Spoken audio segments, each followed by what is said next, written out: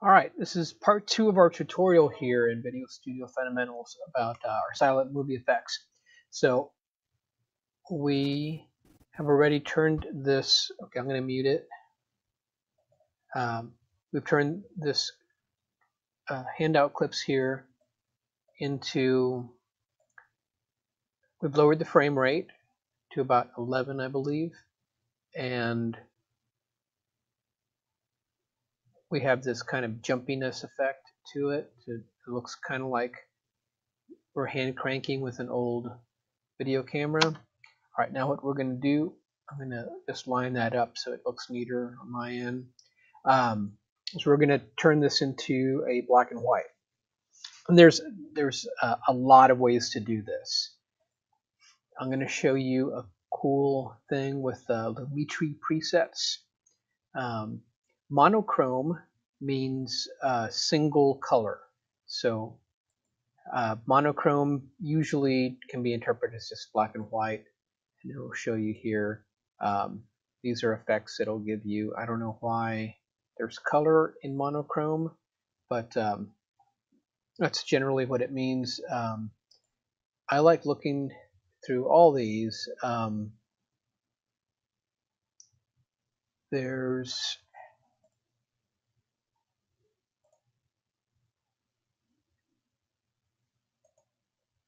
down in here, Tri-X is the black and white film that was being used when I started taking pictures.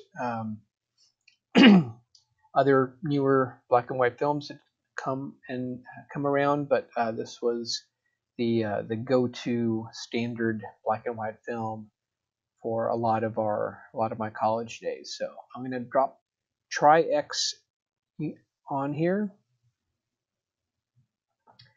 and I'm going to move this window back over, close it up.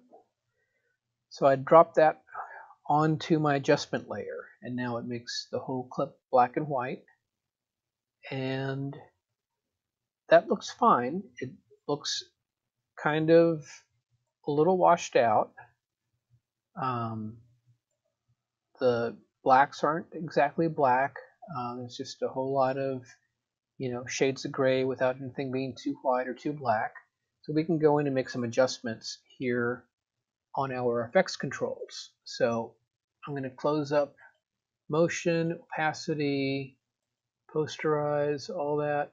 And now we're going to go into the Lumetri color.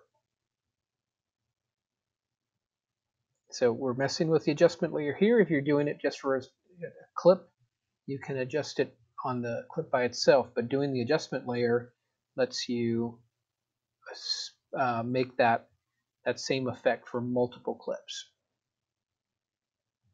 So first I'm going to go into corrective, and you can go and darken the shadows down a little bit. Let's find our masked guy there.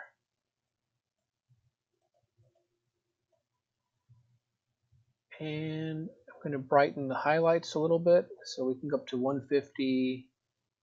I'm going to brighten the highlights by like 13. Darken the shadows by like 6. Add a little bit of contrast, because I'm going to make more adjustments later, so I don't want to go overboard here. See what the blacks look like if I... let's just not mess with that. Let's just put that back in 0. All right, now down here in creative, look what happens when you click on that. Have the noir HDR look. Sounds kind of cool. I'm going to add some faded look to it because I'm trying to make it look like a really old movie, so maybe the film got faded a bit. And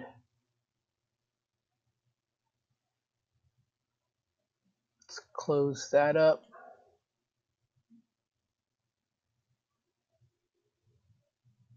vignette is what I'm looking for over here.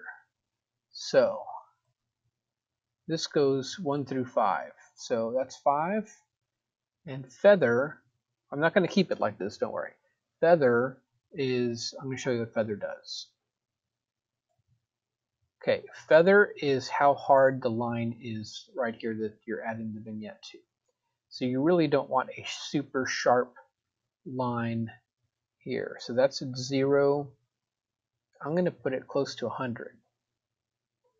Then I'm going to make that 5 like a -6.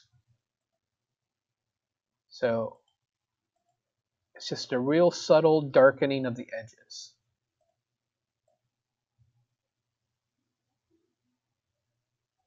And okay, 0.9, let's see what that is. Look at that, that's a little nicer there. I'm going to keep that on, and let's play the clip.